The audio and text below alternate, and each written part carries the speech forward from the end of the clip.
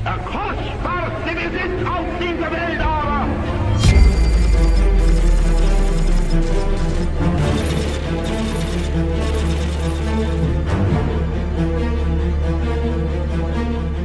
Perang Dunia Pertama berakhir bukan dengan kemenangan, tapi dengan rasa malu. Bagi Jerman, tahun 1919 bukanlah awal dari perdamaian, melainkan awal dari penghinaan.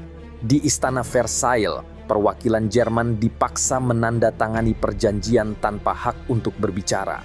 Seluruh kesalahan perang ditimpakan kepada mereka. Tanah-tanah diambil, industri dipangkas, pasukan dibatasi, dan reparasi sebesar 132 miliar mark emas harus dibayar. Jumlah yang mustahil bagi negara yang ekonominya hancur. Dari reruntuhan itulah lahir generasi yang tumbuh dengan dendam.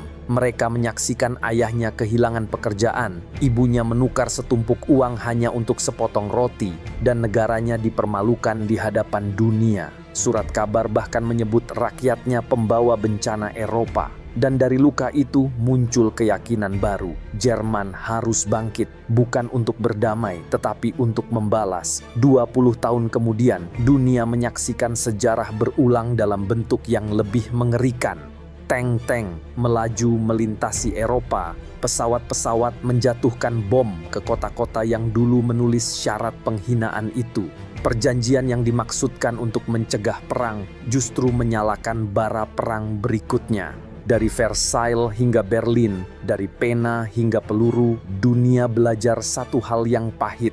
Kedamaian yang dibangun di atas kehinaan tidak akan pernah benar-benar bertahan. Lalu pertanyaannya, apakah perang benar-benar berakhir pada tahun 1918 atau baru saja dimulai dengan tanda tangan di atas meja Versailles?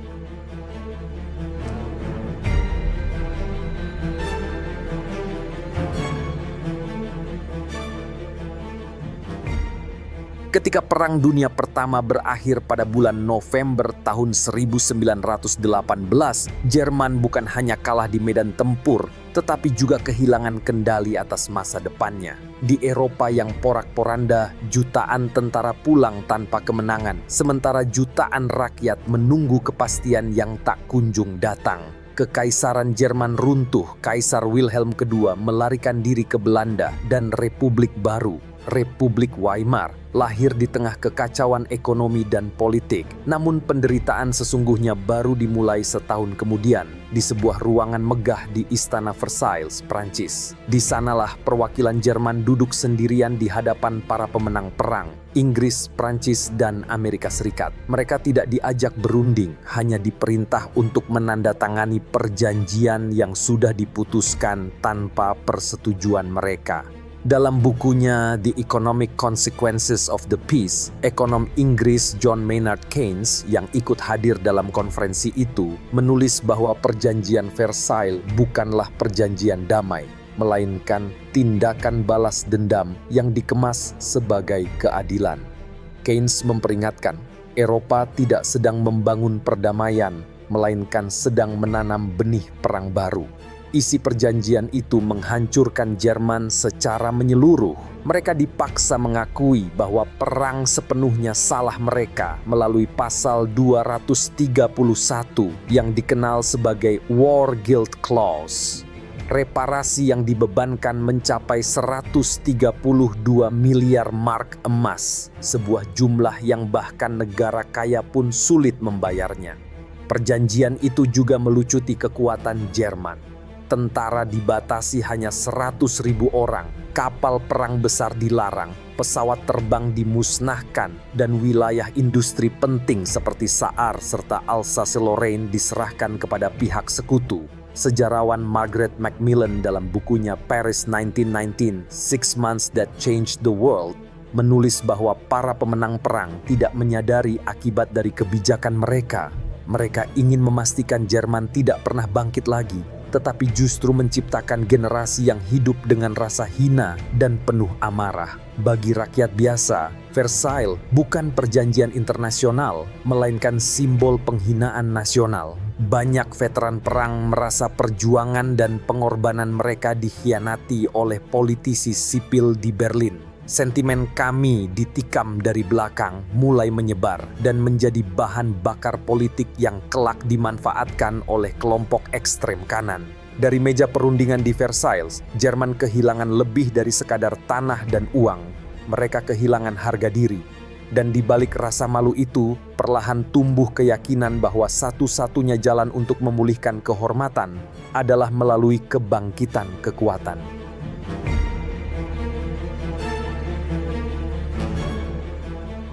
Ketika perjanjian Versailles mulai berlaku, rakyat Jerman menyadari bahwa kekalahan perang hanyalah awal dari penderitaan panjang.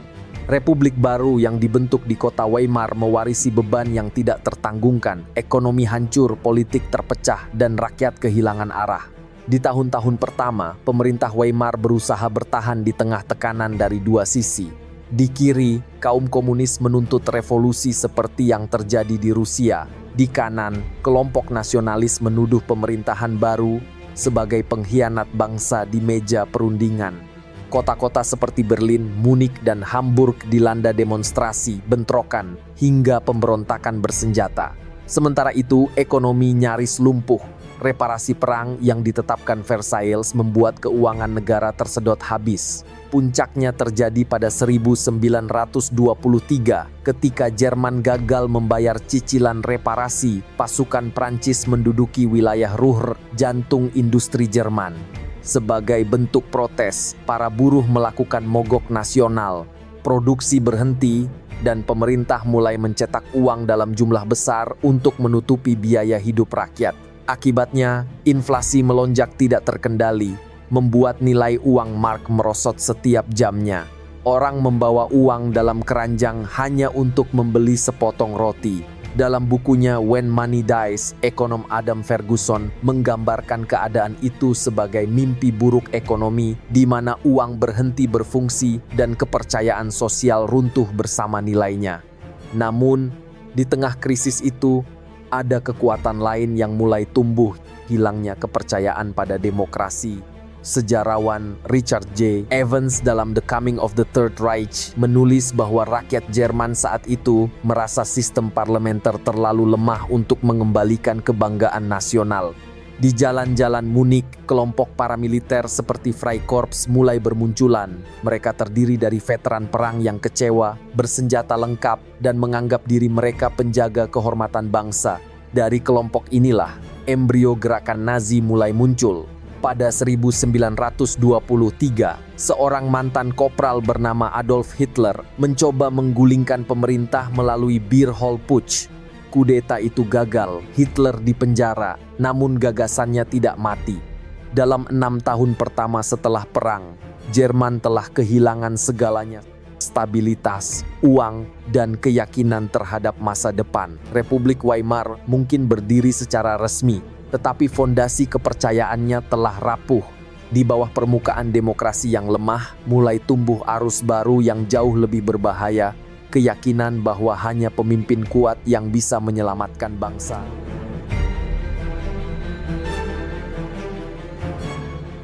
Setelah badai hiperinflasi dan kekacauan politik tahun 1923, Jerman tampak mulai bernafas kembali.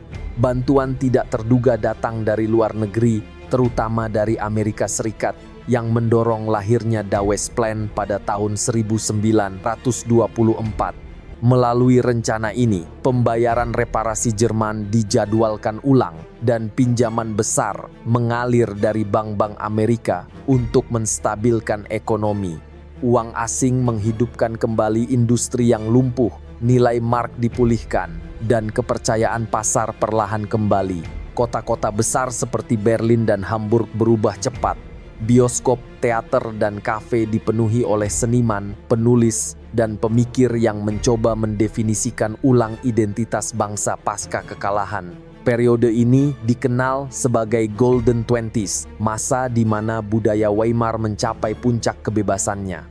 Film ekspresionis Jerman seperti Metropolis karya Fritz Lang menjadi simbol dari semangat baru yang berani dan modern.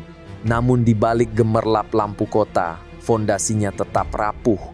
Semua kemakmuran itu bergantung pada pinjaman luar negeri.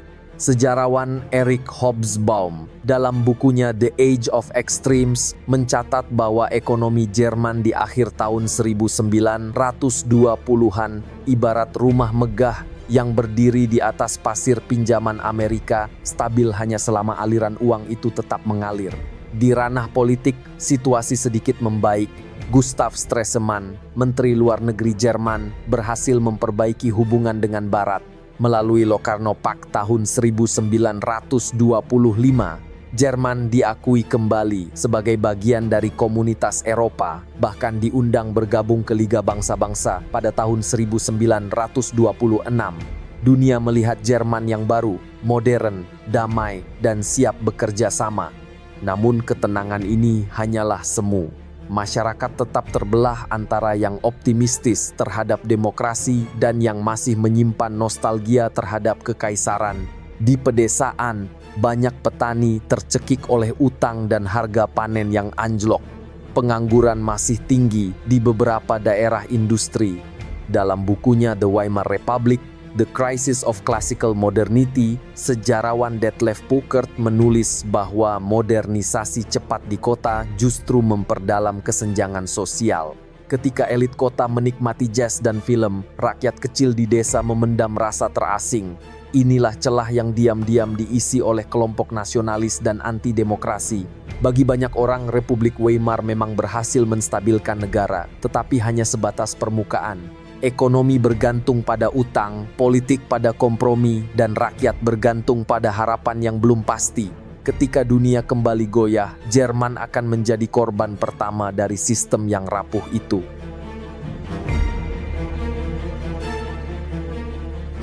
Pada bulan Oktober tahun 1929, pasar saham di Wall Street runtuh. Dalam hitungan minggu, gelombang kepanikan keuangan menyebar dari New York ke seluruh dunia. Bagi Jerman yang ekonominya bertumpu pada pinjaman Amerika, krisis ini ibarat tali napas yang tiba-tiba diputus. Modal asing berhenti mengalir, perusahaan-perusahaan bangkrut, dan jutaan orang kehilangan pekerjaan. Menjelang tahun 1932, bencana itu mencapai puncaknya. Angka pengangguran melampaui 6 juta orang, hampir sepertiga dari total tenaga kerja Jerman. Orang-orang berbaris di dapur umum, keluarga menjual barang berharga untuk membeli makanan, dan kepercayaan terhadap demokrasi semakin memudar. Sejarawan William Scherer dalam bukunya The Rise and Fall of the Third Reich menulis bahwa depresi besar bukan hanya menghancurkan ekonomi Jerman, tetapi juga menghancurkan kepercayaan rakyat terhadap sistem politik yang dianggap lemah dan tak berdaya. Pemerintah Weimar lumpuh, partai-partai di parlemen saling bersaing tanpa solusi nyata. Presiden Paul von Hindenburg, veteran perang yang dihormati, terpaksa memerintah lewat dekret darurat. Demokrasi berubah menjadi formalitas tanpa makna. Dalam suasana seperti itu, rakyat mulai mencari sosok yang menjanjikan kepastian dan ketertiban, bahkan jika itu berarti mengorbankan kebebasan. Di tengah kekacauan inilah, Partai Nazi mulai bangkit. Mereka menawarkan narasi sederhana untuk menjawab krisis yang kompleks. Semua penderitaan Jerman disebabkan oleh musuh, kaum Yahudi, kapitalis asing, dan pengkhianat di dalam negeri. Adolf Hitler, pemimpin Partai Nazi waktu itu, berjanji akan membawa kerja untuk semua dan kebanggaan bagi bangsa. Dalam bukunya The Anatomy of Fascism, sejarawan Robert O. Paxton menjelaskan bahwa gerakan fasis biasanya tumbuh ketika masyarakat kehilangan kepercayaan pada demokrasi dan membutuhkan figur kuat yang tampak tegas. Di momen genting itu, propaganda Nazi bekerja sempurna. Kampanye mereka modern, menggunakan radio, film, dan simbol-simbol kebangsaan yang membangkitkan emosi rakyat. Di setiap pidatonya, Hitler menampilkan diri bukan sebagai politisi, tetapi sebagai penyelamat bangsa. Ia berbicara tentang kehinaan Versailles, penderitaan rakyat, dan masa depan besar yang hanya bisa dicapai lewat persatuan di bawah satu pemimpin. Antara tahun 1929 hingga 1932, rakyat Jerman tidak hanya kehilangan pekerjaan, mereka kehilangan harapan, dan dalam kehampaan itu, janji kebesaran kembali terdengar seperti pelipur lara. Ketika demokrasi gagal memberi arah, ekstremisme tampil sebagai solusi. Dari keputusasaan ekonomi dan kebingungan politik itulah jalan menuju diktator mulai terbuka.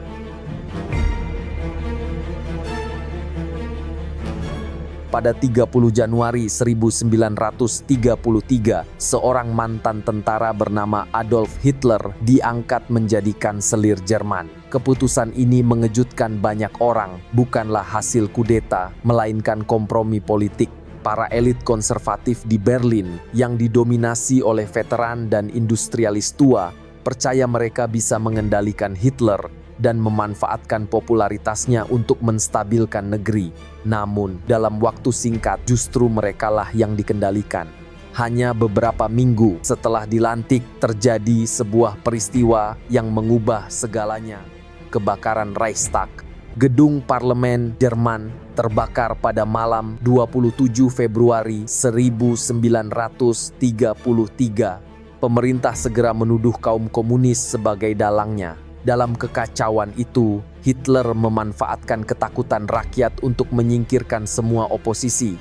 Presiden Hindenburg menandatangani Reichstag Fire Decree, sebuah dekret yang menangguhkan kebebasan sipil dan memberi kewenangan luas bagi polisi untuk menangkap siapapun tanpa proses hukum yang jelas. Sejarawan Ian Kershaw dalam bukunya Hitler A Biography menulis bahwa peristiwa kebakaran itu menjadi titik balik. Sebuah demokrasi yang masih muda diubah menjadi negara otoriter hanya dalam hitungan hari.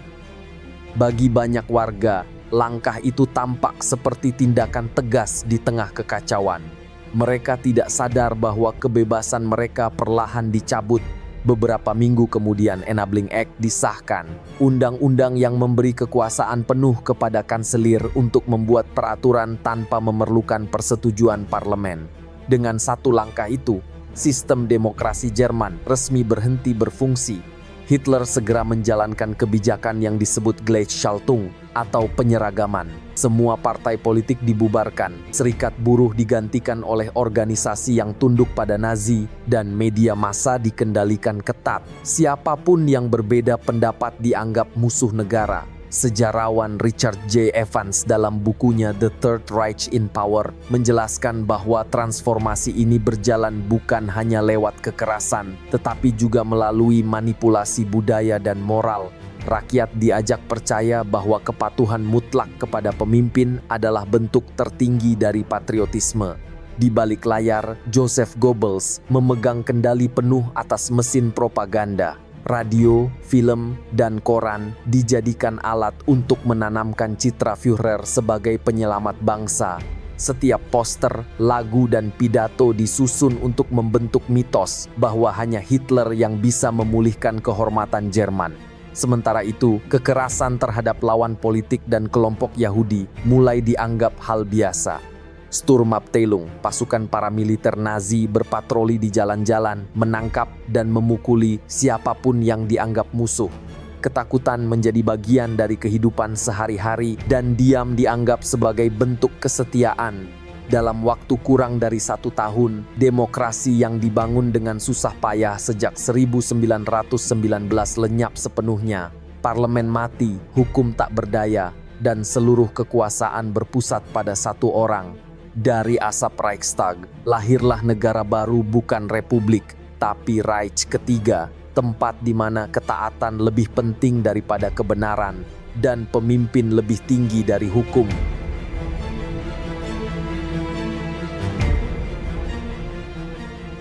Setelah kekuasaan terkonsolidasi sepenuhnya, Adolf Hitler menghadapi tantangan terbesar, bagaimana membuktikan bahwa ideologinya bisa memberikan hasil nyata. Rakyat Jerman tidak hanya butuh pidato tentang kejayaan, mereka butuhkan pekerjaan, roti, dan masa depan yang pasti. Dalam waktu singkat, Nazi mengubah seluruh ekonomi menjadi alat politik.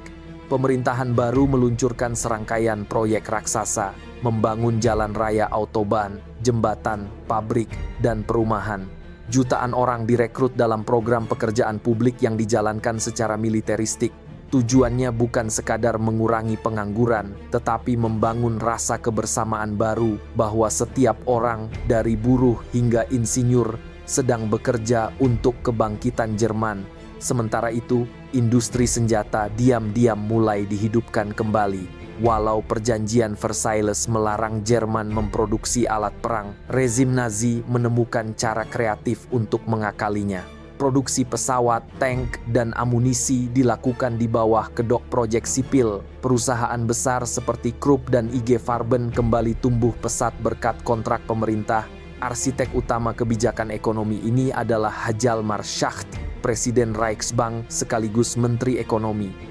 Dalam bukunya The Magic of Money, Schacht menjelaskan bagaimana ia menciptakan sistem keuangan bayangan yang dikenal sebagai Mefo-Bills, surat utang rahasia yang memungkinkan pemerintah mendanai pembangunan militer tanpa terlihat dalam anggaran resmi. Mekanisme ini menjaga ilusi stabilitas padahal negara sedang hidup dari utang besar untuk membiayai perang yang belum dimulai. Sejarawan Adam Tooze dalam bukunya The Wages of Destruction menulis bahwa kebijakan ekonomi Nazi bukanlah keajaiban, melainkan strategi sistematis untuk mempersiapkan konfrontasi jangka panjang. Negara diarahkan menuju semi-autarki, yakni kemandirian ekonomi buatan agar Jerman tidak lagi bergantung pada impor luar negeri. Semua sektor diarahkan untuk satu tujuan, kesiapan perang. Namun, keberhasilan ekonomi ini tidak berdiri di atas produktivitas nyata, melainkan propaganda yang cermat. Joseph Goebbels, sang arsitek propaganda, memastikan setiap kilometer jalan raya dan setiap pabrik baru ditampilkan sebagai bukti keajaiban Führer. Angka pengangguran memang turun drastis dari 6 juta pada tahun 1933 menjadi kurang dari 1 juta pada tahun 1936. Namun, di balik itu ada realitas yang disembunyikan. Perempuan dikeluarkan dari dunia kerja dan warga Yahudi perlahan dipinggirkan dari lapangan ekonomi. Rakyat yang sebelumnya tenggelam dalam keputusasaan kini merasakan kebanggaan baru. Hitler tampak seperti pemimpin yang berhasil memulihkan harga diri bangsa, dan propaganda Nazi memperkuat keyakinan bahwa Jerman baru telah lahir. Namun, semua keberhasilan itu harus dibayar dengan harga yang sangat mahal. Kebebasan ekonomi digantikan oleh kendali total negara, dan setiap kebijakan diarahkan bukan untuk kesejahteraan rakyat, melainkan untuk perang yang semakin dekat. 4 tahun setelah Nazi berkuasa, Jerman sudah berubah sepenuhnya. Pengangguran hilang, pabrik berdentum, dan rakyat berbaris dalam parade besar dengan seragam dan spanduk berwarna merah. Dunia melihat kebangkitan ekonomi, tetapi yang sesungguhnya tumbuh adalah mesin perang. Dan ketika ekonomi telah siap, langkah berikutnya menjadi tak terelakkan, menguji keberanian dunia terhadap kekuatan Jerman yang baru bangkit.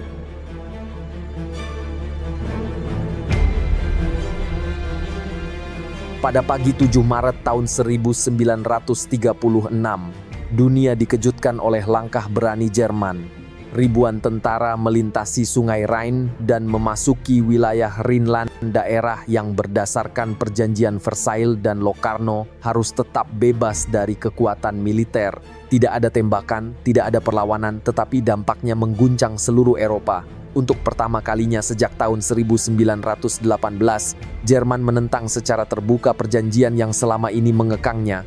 Hitler tahu risikonya besar.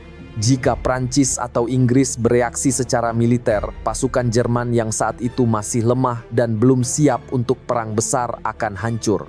Namun, perhitungannya sang Führer sederhana. Sekutu tidak akan berani mengambil risiko konflik, dan perhitungannya benar. Prancis sedang tenggelam dalam krisis politik dalam negeri, sementara Inggris lebih memilih diplomasi. Dalam bukunya The Origins of the Second World War, sejarawan A.J.P. Taylor menulis bahwa jika 1 batalion Prancis menyeberangi perbatasan, Hitler mungkin akan mundur malam itu juga. Namun tidak ada satupun tentara sekutu yang bergerak. Kemenangan politik ini menjadi titik balik besar bagi Jerman. Remiliterisasi Rhineland mengubah Hitler dari penjudi nekat menjadi pahlawan nasional. Moral tentara melonjak, rakyat merasa bangga, dan kepercayaan terhadap rezim Nazi mencapai puncaknya. Media menggambarkan langkah itu sebagai pembebasan tanah air yang terhina, dan jutaan orang turun ke jalan merayakan akhir dari penghinaan Versailles. Sejarawan Ian Kershaw dalam bukunya Hitler 1936-1945, Nemesis menulis bahwa keberhasilan ini memberi Hitler keyakinan berbahaya bahwa Barat tidak akan menentang tindakan agresifnya. Ia belajar satu hal penting, dunia akan diam selama Jerman bergerak cepat dan percaya diri. Secara simbolis, langkah ini menandai lahirnya kembali kekuatan militer Jerman. Tetapi secara strategis, ini adalah uji nyali yang berhasil. Uji nyali yang membuka pintu bagi agresi berikutnya, karena bagi Hitler, jika Eropa diam sekali, maka ia akan diam lagi. Dan dengan keyakinan itulah, Jerman mulai melangkah lebih jauh, membangun aliansi baru, menguji senjatanya di tanah asing, dan mempersiapkan panggung untuk ekspansi besar berikutnya.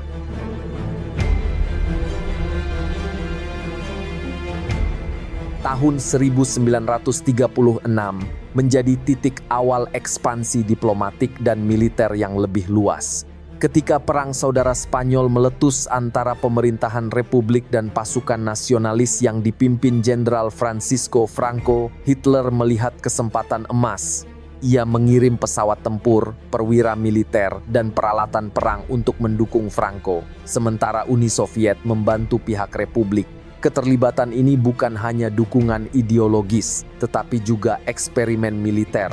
Dalam bukunya The Battle for Spain, sejarawan Anthony Beevor menjelaskan bahwa perang di Spanyol menjadi laboratorium bagi Jerman untuk menguji taktik baru serangan udara terkoordinasi, gerak cepat pasukan darat, dan strategi teror dari udara. Kota Guernica menjadi simbol kehancuran modern, hasil dari serangan udara Legiun Condor, pasukan udara Jerman yang kelak meneror Eropa. Di sisi diplomatik, Hitler membangun poros kekuatan baru. Ia menjalin hubungan dengan Benito Mussolini, dan pada akhir tahun 1936 terbentuklah aksis Roma-Berlin yang kemudian diperluas lewat Anti-Comintern Pact dengan Jepang untuk melawan pengaruh komunisme Soviet. Poros ini menegaskan bahwa Jerman bukan lagi negara terisolasi, ia kini memiliki mitra ideologis dan militer yang siap memperluas pengaruhnya. 2 tahun kemudian, langkah berikutnya datang lebih dekat ke pusat kekuasaan Jerman, Austria. Pada Maret tahun 1938, pasukan Jerman melintasi perbatasan dan memasuki Wina tanpa perlawanan. Tidak ada peluru ditembakkan, tidak ada pertempuran, hanya rakyat Austria yang bersorak menyambut tentara dengan bunga dan bendera. Dalam pidatonya di Wina, Hitler menyebut peristiwa itu sebagai penyatuan kembali bangsa Jerman dalam satu tanah air. Sejarawan Alan Bullock dalam bukunya Hitler, A Study in Tyranny menulis bahwa Anschluss adalah kemenangan yang sempurna bagi Hitler, tanpa perang, tanpa korban, dan dengan dukungan rakyat. Di Berlin, media menampilkan gambar euforia rakyat Austria sebagai bukti legitimasi politiknya. Inggris dan Prancis kembali diam. Mereka beralasan Austria dan Jerman memang satu bangsa. Namun, bagi Hitler, diamnya dunia berarti izin tak tertulis untuk melangkah lebih jauh. Dari Spanyol ke Wina, setiap keberhasilan memperkuat keyakinannya bahwa dunia hanya berani berbicara, bukan bertindak. Dan keyakinan itu akan segera membawanya pada langkah paling berani menantang perbatasan Eropa Tengah dan mengubah krisis regional menjadi jalan menuju perang besar.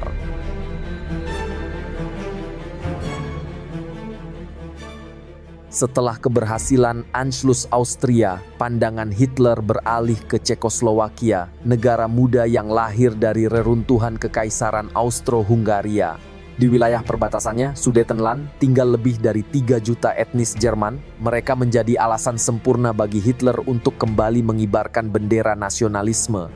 Sepanjang musim panas tahun 1938, ketegangan memuncak. Hitler menuntut Sudetenland diserahkan ke Jerman, sementara pemerintah Ceko menolak.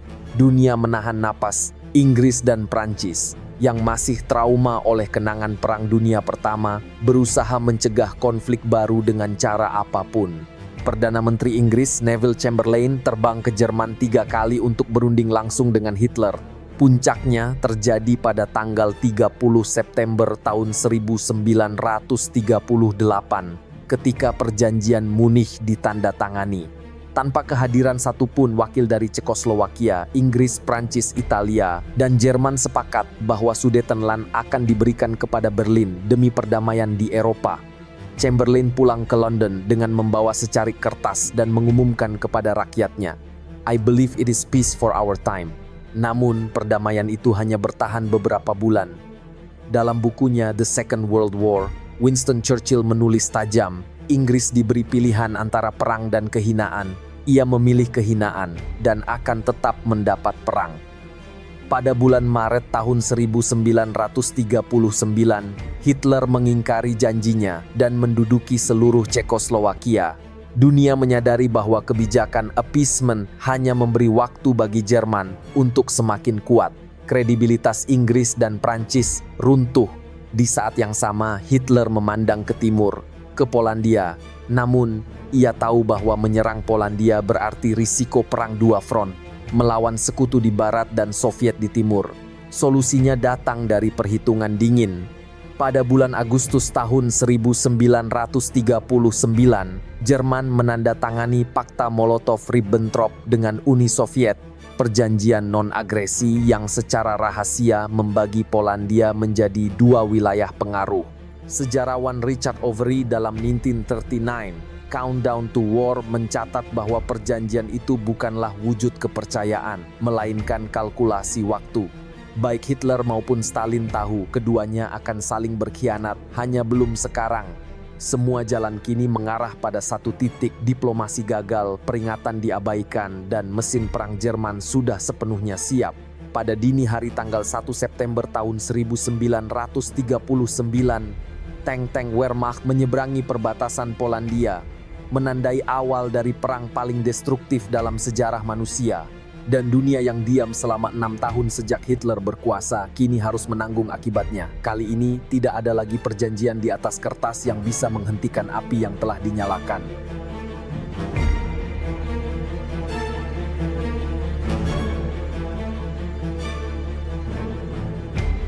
Dini hari, tanggal 1 September tahun 1939, tanpa deklarasi perang, artileri Jerman mulai menembaki wilayah Polandia. Pesawat-pesawat Luftwaffe menghujani kota dengan bom, sementara tank-tank Panzer melaju cepat menembus garis pertahanan. Dunia menyaksikan cara baru berperang, blitzkrieg atau perang kilat.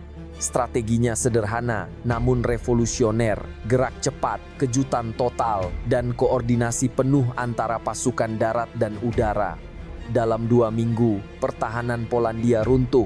Tentara Polandia yang masih bertempur dengan kuda dan artileri ringan tidak mampu menghadapi mesin perang modern. Pada tanggal 17 September, dari arah timur, pasukan Uni Soviet ikut menyerbu, sesuai kesepakatan rahasia dalam Fakta Molotov-Ribbentrop.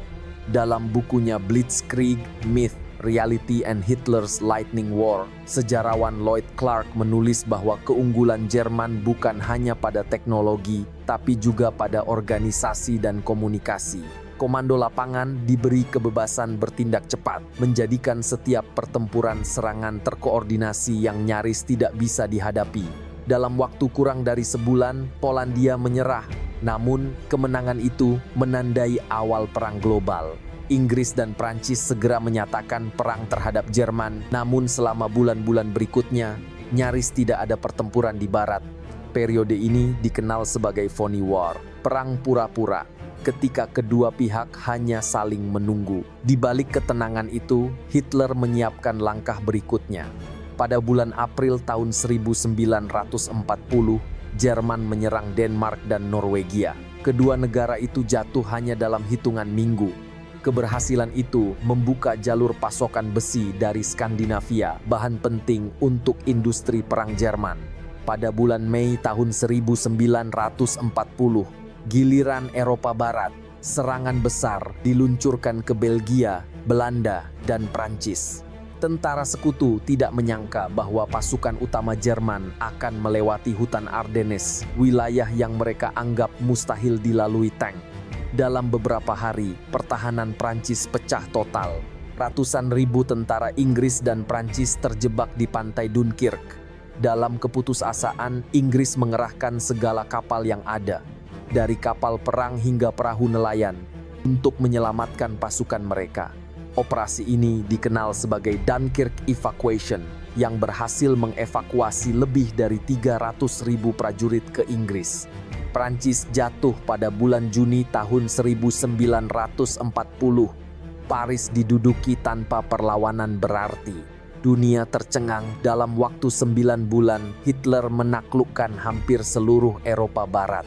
Dalam bukunya The Rise and Fall of the Third Reich, William Shirer menggambarkan momen ini sebagai puncak kehebatan Jerman dan awal kesombongan yang akan menghancurkannya.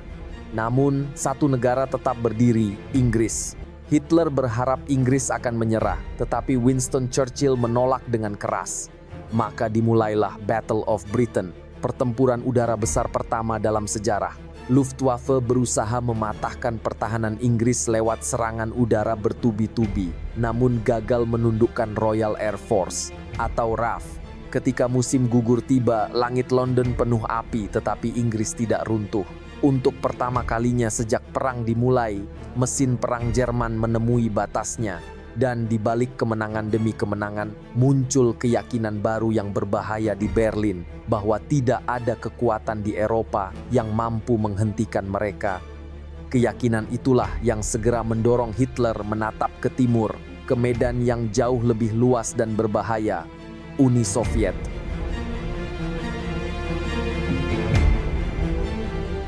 Awal tahun 1941, Adolf Hitler berdiri di puncak kejayaannya. Eropa Barat telah ditaklukkan, Inggris bertahan tetapi terisolasi, dan sekutu-sekutunya, Italia dan Jepang, semakin kuat. Namun, di balik kemenangan itu, obsesi lamanya kembali muncul, menghancurkan Uni Soviet.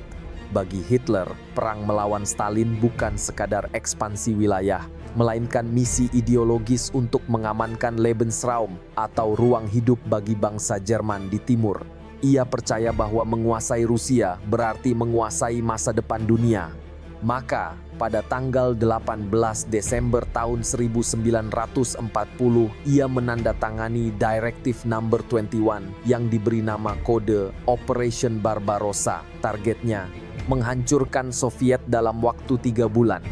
Namun, sebelum operasi besar dimulai, Balkan mengguncang rencana itu. Kegagalan Italia menaklukkan Yunani, ditambah kudeta anti-Jerman di Yugoslavia, memaksa Hitler menunda invasi ke timur dan mengirim pasukan ke Balkan. Dalam 6 minggu, Yugoslavia dan Yunani memang ditaklukkan, tetapi waktu berharga hilang. Ketika serangan ke Soviet akhirnya dimulai pada tanggal 22 Juni tahun 1941, musim panas sudah terlambat dan waktu akan segera menjadi musuh Jerman. Serangan awal Barbarossa tampak luar biasa. Lebih dari 3 juta tentara Jerman menyerbu di 3 arah, utara menuju Leningrad, tengah ke Moskow, dan selatan ke Ukraina. Dalam minggu-minggu pertama, ratusan ribu tentara Soviet ditawan dalam pengepungan raksasa seperti di Minsk dan Smolensk. Kota demi kota jatuh, dan dunia kembali terkesima dengan kecepatan blitzkrieg. Namun, kemenangan cepat itu menipu. Sejarawan David Glantz dalam bukunya Barbarossa, Hitler's Invasion of Russia 1941 menulis bahwa keberhasilan awal hanya menutupi kelemahan besar, logistik. Jalur suplai Jerman membentang ribuan kilometer di wilayah yang jalannya rusak, jembatannya hancur, dan musim hujan mengubah tanah menjadi lumpur yang tak bisa dilalui kendaraan. Sementara itu, intelijen Jerman salah besar dalam menilai musuhnya. Mereka mengira Soviet hanya memiliki 200 divisi, padahal lebih dari 300 disiapkan. Dan industri senjatanya terus berpindah ke timur jauh dari jangkauan pesawat Jerman. Sejarawan Anthony Beevor dalam Stalingrad menulis bahwa Barbarossa gagal bukan karena Jerman lemah, tetapi karena mereka menghadapi musuh yang tidak pernah mereka pahami. Ketika musim dingin tiba lebih awal, pasukan Jerman tidak siap, tank membeku, senjata macet, dan ribuan tentara mati kedinginan di luar Moskow. Stalin memerintahkan serangan balik besar-besaran, dan untuk pertama kalinya Wehrmacht dipaksa mundur.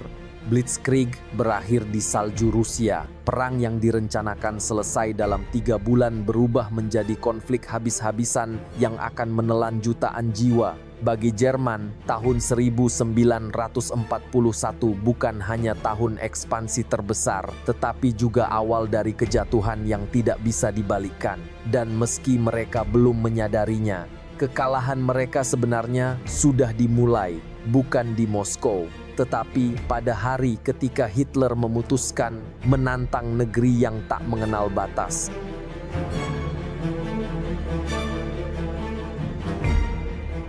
Tahun 1942, Jerman berdiri di puncak kekuasaannya. Hampir seluruh Eropa, dari pantai Atlantik hingga pegunungan Kaukasus, telah jatuh di bawah bendera swastika. Namun, di balik kemenangan itu, waktu mulai berpihak pada musuh. Di timur, pasukan Jerman terus melaju menuju Sungai Volga. Hitler mengincar kota yang namanya seolah dibuat untuk menantangnya, Stalingrad. Bagi Stalin, kota itu bukan sekadar nama, itu simbol kehormatan. Maka dimulailah pertempuran paling berdarah dalam sejarah manusia. Selama 6 bulan, Jerman dan Soviet bertarung dari rumah ke rumah, lantai demi lantai. Tentara bertempur di reruntuhan pabrik di tepi sungai yang membeku dengan amunisi yang nyaris habis. Ketika musim dingin tiba, pasukan Soviet mengepung seluruh tentara ke-6 Jerman di dalam kota. Dalam buku Stalingrad, sejarawan Anthony Beevor menggambarkan adegan itu dengan suram. Pasukan Jerman tidak lagi berperang untuk menang, tetapi untuk bertahan hidup dari hari ke hari. Pada Februari 1943, setelah pengepungan 200 hari, lebih dari 300.000 tentara Jerman menyerah. Aura tak terkalahkan Wehrmacht hancur di tepi Volga. Sementara itu di front line, situasi Jerman semakin memburuk. Di Afrika Utara, pasukan Jenderal Rommel yang sebelumnya nyaris menaklukkan Mesir kini dipukul mundur oleh sekutu di El Alamein. Winston Churchill menyebut kemenangan itu sebagai awal dari akhir. Di lautan, kapal-kapal U-boat Jerman yang dulu menebar teror kini mulai kehilangan taringnya. Teknologi radar dan konvoi bersenjata membuat kapal sekutu bisa menembus blokade Atlantik. Jalur logistik Amerika ke Eropa kembali terbuka, dan kekuatan industri Amerika mulai terasa. Sejarawan Richard Overy dalam bukunya Why the Allies Won menulis bahwa perbedaan utama antara Jerman dan sekutu bukan hanya jumlah senjata, tetapi kapasitas industri dan manajemen perang. Amerika dan Uni Soviet mampu memproduksi lebih banyak tank, pesawat, dan peluru dalam 1 bulan daripada yang bisa diproduksi Jerman dalam 3 bulan. Perang total sekutu membuat keunggulan taktis dan kualitas tempur pasukan Jerman perlahan menjadi tidak berarti. Namun, yang paling mengubah segalanya adalah moral. Di Moskow dan Stalingrad, rakyat Soviet menemukan kekuatan baru, semangat bertahan hidup yang tidak bisa dihancurkan oleh bom atau kelaparan. Di Amerika, serangan Jepang ke Pearl Harbor menyatukan bangsa itu di bawah satu tekad menghancurkan fasisme. Bagi Jerman, 1943 menjadi garis batas yang tidak bisa dilampaui. Mereka masih bertempur dengan disiplin dan keberanian, tetapi tanpa arah kemenangan. Stalingrad bukan hanya kekalahan militer, tapi juga simbol berakhirnya mimpi dominasi global.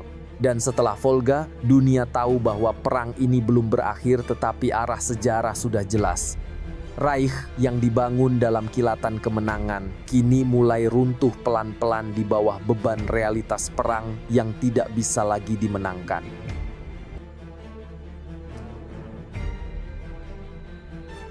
Tahun 1944 menjadi awal dari akhir bagi Reich ketiga. Setelah 3 tahun mendominasi Eropa, Jerman kini dikepung dari 2 arah, timur oleh Uni Soviet, barat oleh sekutu. Pada 6 Juni 1944, langit Normandia dipenuhi pesawat dan parasut. Lebih dari 150.000 pasukan sekutu mendarat di Prancis dalam operasi yang dikenal sebagai D-Day. Dalam waktu sebulan, pasukan mereka menembus garis pertahanan Atlantik dan membuka front barat baru. Kota demi kota dibebaskan, hingga Paris kembali merdeka pada Agustus. Di saat yang sama, dari timur, Soviet melancarkan serangan raksasa Operasi Bagration.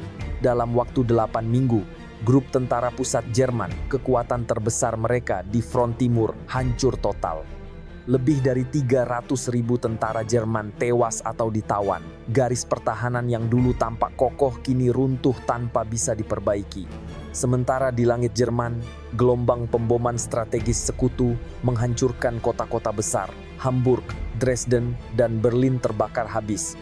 Pabrik amunisi, rel kereta, dan kilang bahan bakar berubah jadi puing. Ekonomi perang Jerman yang sudah rapuh akhirnya kolaps. Tank tanpa bahan bakar, pesawat tanpa pilot, dan tentara tanpa suplai menjadi pemandangan sehari-hari. Namun, Hitler menolak menyerah. Pada akhir 1944, ia memerintahkan serangan terakhir di front barat melalui hutan Ardennes, berharap bisa memecah barisan sekutu dan memaksa perundingan. Serangan itu, dikenal sebagai Battle of the Bulge, hanya menghasilkan ribuan korban tanpa perubahan apapun. Sejarawan Anthony Beevor dalam bukunya The Fall of Berlin 1945 menulis, pada tahap ini, perang bagi Jerman bukan lagi tentang kemenangan, tetapi tentang penolakan untuk menerima kenyataan. Awal 1945, pasukan Soviet menembus Polandia dan Prusia Timur, sementara sekutu melintasi Sungai Rhine. Kepungan menuju Berlin semakin rapat. Di ibu kota yang hancur, jutaan warga sipil berlindung di reruntuhan, tanpa listrik dan makanan. Setiap hari, mereka mendengar bom jatuh lebih dekat. Pada 30 April 1945, di bunker bawah tanah Reich Chancellery, Hitler bunuh diri bersama Eva Braun. Seminggu kemudian, Jerman menyerah tanpa syarat. Richard Overy dalam bukunya The Bombing War menulis bahwa akhir Reich bukan hanya kekalahan militer, tetapi juga kehancuran moral dan spiritual sebuah bangsa. Lebih dari 7 juta warga sipil Jerman tewas, dan kota-kota yang dulu megah kini tinggal abu.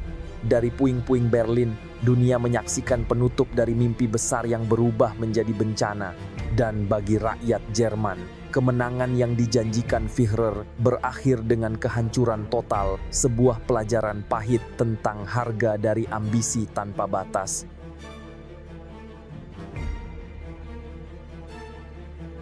Ketika perang berakhir pada Mei 1945, Eropa hancur bukan hanya secara fisik, tapi juga moral. Di antara puing-puing Berlin dan reruntuhan kota-kota yang hangus, muncul pertanyaan yang menggantung hingga kini. Mengapa Jerman menyerang dan mengapa akhirnya kalah?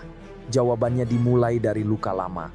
Rasa hina akibat perjanjian Versailles menciptakan generasi yang tumbuh dengan kemarahan dan kerinduan akan kejayaan. Hitler memanfaatkan luka itu dengan menawarkan sesuatu yang sederhana, kebanggaan dan arah. Ia menyulap dendam menjadi ideologi dan ideologi menjadi mesin perang.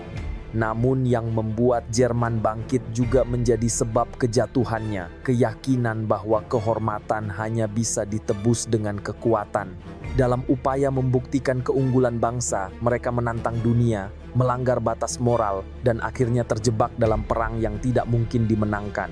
Secara militer, Jerman kalah karena kesalahan strategi, membuka 2 front perang, meremehkan kekuatan industri sekutu, dan mengabaikan realitas logistik. Namun, lebih dalam dari itu, mereka kalah karena perang yang mereka jalankan kehilangan tujuan moral. Ia berubah menjadi perang kehancuran total, perang tanpa akhir selain kematian. Perang Dunia Kedua tidak hanya mengakhiri ambisi Jerman, tetapi juga menandai berakhirnya satu era di mana manusia percaya bahwa perang bisa menyelesaikan segalanya. Dan dari reruntuhan Reich, dunia belajar satu hal yang tidak boleh dilupakan.